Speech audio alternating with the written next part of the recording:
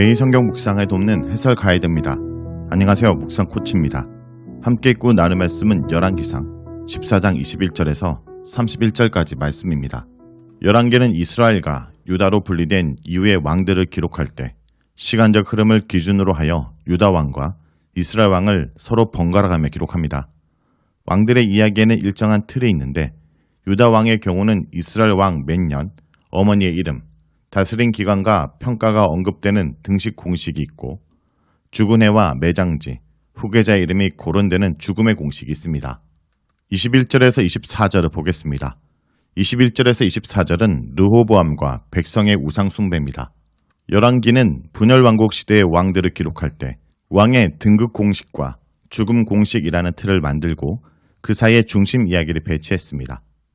유다 왕의 등극 공식에는 이스라엘 왕의 이름과 다스린 횟수, 수도, 통치 기간, 어머니의 이름이 기록됩니다.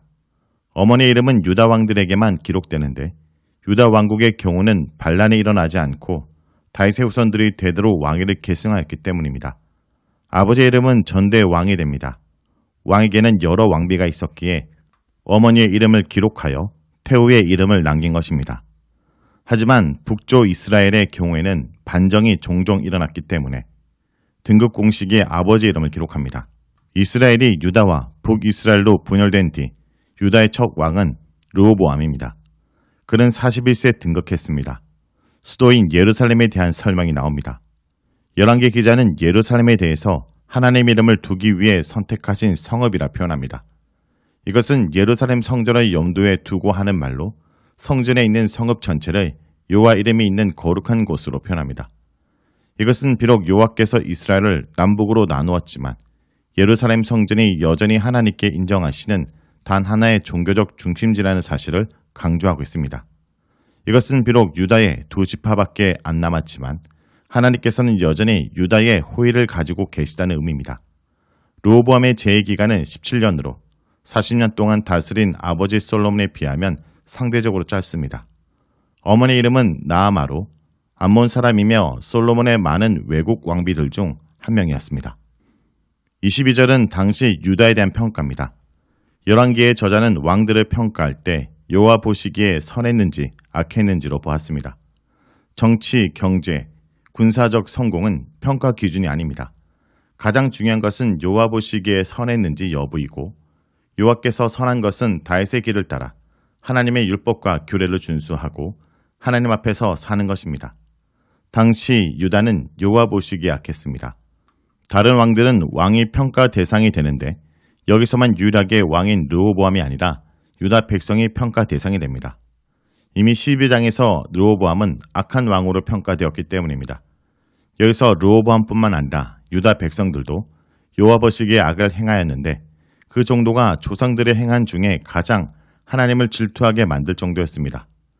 여기서 노하다로 번역된 동사는 질투하다라는 뜻입니다. 하나님은 유다 백성이 하나님 외에 다른 신들을 섬기는 것에 대해 강한 질투심을 느끼고 분노하신 것입니다. 23절에서는 왜 질투하셨는지 설명합니다. 유다 사람들은 모든 높은 언덕이나 푸른 나무 아래 산당과 우상과 아세라 상들을 세웠습니다. 산당은 이방 신들에게 제사하는 장소이고 우상은 히브리어로 직역하면 기둥이 됩니다. 그러므로 이것은 우상이라고 번역하는 것보다 기둥 형태로 만든 우상인 주상으로 번역하는 것이 적절해 보입니다. 아세라는 아세라 여신을 상징하는 기둥 형태의 신상입니다. 여기서 산당과 주상과 아세라는 모든 종류의 우상들을 섬긴다는 의미로 유다 전체에 우상 숭배가 만연했음을 표현하는 것입니다. 유다 땅에 남색하는 자들이 있다라고 하는데 이들은 성전에서 봉사하는 남창들로 남성을 상대하는지 여성을 상대하는지 정확하진 않습니다. 가나안 땅의 신전에서는 남자 창기와 여자 창기를 두고 그곳에서 많은 음란한 행위를 하였습니다. 하나님께서는 이런 가증하고 음란한 행위를 하지 말라고 경고하셨는데 유다인들이 이런 일들을 한 것입니다. 이렇게 유다의 우상 숭배와 가증한 일들이 만연하게 된 것은 솔로몬이 이방 여인들을 아내로 맞이하면서 이방 신들을 들여와 유다와 예루살렘에서 성교있도록 허용했기 때문입니다. 결국 이 모든 죄의 시작은 솔로몬입니다. 다음은 25절에서 28절을 보겠습니다. 25절에서 28절은 애굽 왕 시삭을 통한 심판입니다.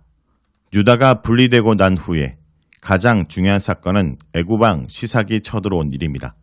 시삭은 예루살렘까지 쳐들어와서 성전 보물과 왕궁의 보물을 모두 빼앗고 솔로몬이 만든 금 방패를 모두 빼앗아갔습니다. 솔로몬 시대에는 애굽과 솔로몬의 결혼 동맹을 통해 좋은 관계를 유지하였는데 솔로몬 왕 후반기에 시삭이 왕으로 등극하면서 애굽과 유다의 관계는 적대 관계로 돌아섭니다. 시삭과 솔로몬이 적대 관계였기에 여로보암이 자신을 죽이려는 솔로몬에 피해 애굽으로 도망가서 살 수 있었습니다. 시삭은 솔로몬이 죽고 나라가 분열되면서 유다의 힘이 약해지자 유다를 쳐들어와 솔로몬의 부의 상징이었던 화스러운 물건들을 모두 약탈해갑니다. 이것은 이제 솔로몬이 하나님의 보호와 은혜 아래 누리던 부와 영화를 하나님께서 모두 거두어 가셨음을 의미합니다. 하나님은 겸손하게 하나님만 의지한 사람에게는 지혜와 부와 영화와 평강을 주셨지만 은혜를 잊고 돌아선 사람에게는 평화와 부와 영광과 지혜를 모두 거두어 가십니다. 르호보암은 어리석어서 나라도 나누고 모든 부유함과 평화도 빼앗긴 것입니다.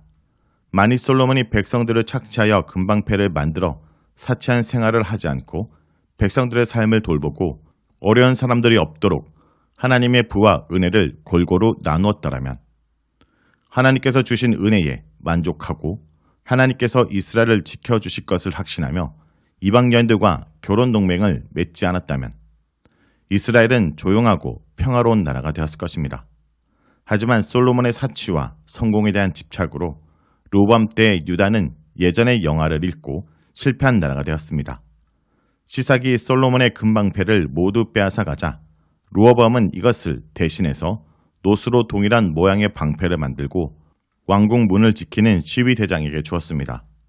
왕이 여호와의 선전에 들어갈 때마다 시위자는 그 방패를 들고 갔다가 시위소로 도로 가져다 놓곤 하였습니다. 이 표현은 이전의 금방패와 마찬가지로 놋방패도 전투용이 아니라 의전용으로 사용됐다는 것을 알 수 있습니다. 르호보암은 비록 솔로몬의 시대의 영화를 누리지 못했지만 여전히 외식과 의전에 집착하는 것을 알 수 있습니다. 29절에서 31절을 보겠습니다. 29절에서 31절은 르호보암의 죽음입니다. 이 부분은 죽음 공식의 부분입니다. 11개의 죽음 공식은 첫째는 남은 사적은 다른 책에 기록되었다라는 것이고 둘째는 기타 사건을 요약적으로 언급합니다. 셋째는 매장에 대한 언급을 하고 마지막에 후계자의 이름을 언급합니다.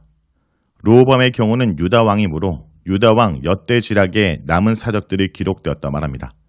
이 책에 대한 이야기는 계속해서 등장하므로 아마도 유다 왕들의 일대기를 기록해 놓은 사료들이 있었고 열왕기 사가는 그 사료들을 참조하여 열왕기를 쓴 것으로 생각됩니다. 기타 사건으로는 르호보암과 여로보암 사이가 항상 전쟁에 있는 적대적 관계였다는 것입니다. 하나님께서 르호보암에게 전쟁을 하지 말라고 하셨지만 아마도 두 나라 사이에는 크고 작은 분쟁들이 계속 있었을 것입니다. 서로 상대방을 비방하고 서로 자신이 적통이라고 정당성을 주장하며 가나안 땅에 대한 주도권을 갖기 위해 상당한 진통을 겪었을 것입니다. 르호보암은 그 조상들과 함께 다윗성에 장사됩니다. 이것은 비교적 그가 평안하게 죽음을 맞이했다는 뜻이며 여로보암의 가문과 비교했을 때 다윗 왕가의 자손들에게 은혜를 베푸셨음을 알 수 있습니다.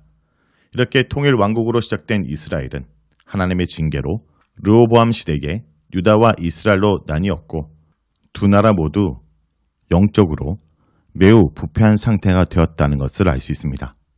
오늘 묵상 본문을 놓고 기도하겠습니다. 주님, 하나님의 다스림, 통치를 바르게 잘 받게 하여 주시옵소서. 오늘 본문에서 르호보암은 하나님이 우리를 다스린다는 것을 잊고 자신이 그 나라를 다스리려고 함으로 말미암아 우상 숭배를 의지하는 모습을 바라보았습니다. 또한 그 땅에 있는 쫓아내될 가나안의 사람과 문화를 그대로 따랐음을 바라보게 됩니다. 겉으로는 하나님 말씀을 따르는 백성처럼 보이지만 실상은 세상을 따라가는 우리의 모습을 그 속에서 발견하게 됩니다. 주님, 용서하여 주시옵소서. 물질 만능과 배금 사상, 성공주의, 쾌락주의에 쩌들어 있는 우리의 모습을 발견하게 됩니다. 우리가 이것을 해결하지 않는다면 하나님께서 역겨운 배설물처럼 쓸어버리실 거라고 말씀하십니다. 이 말씀을 가볍게 여기지 않는 주의 백성들이 되길 원합니다. 예수님의 이름으로 기도드립니다. 아멘.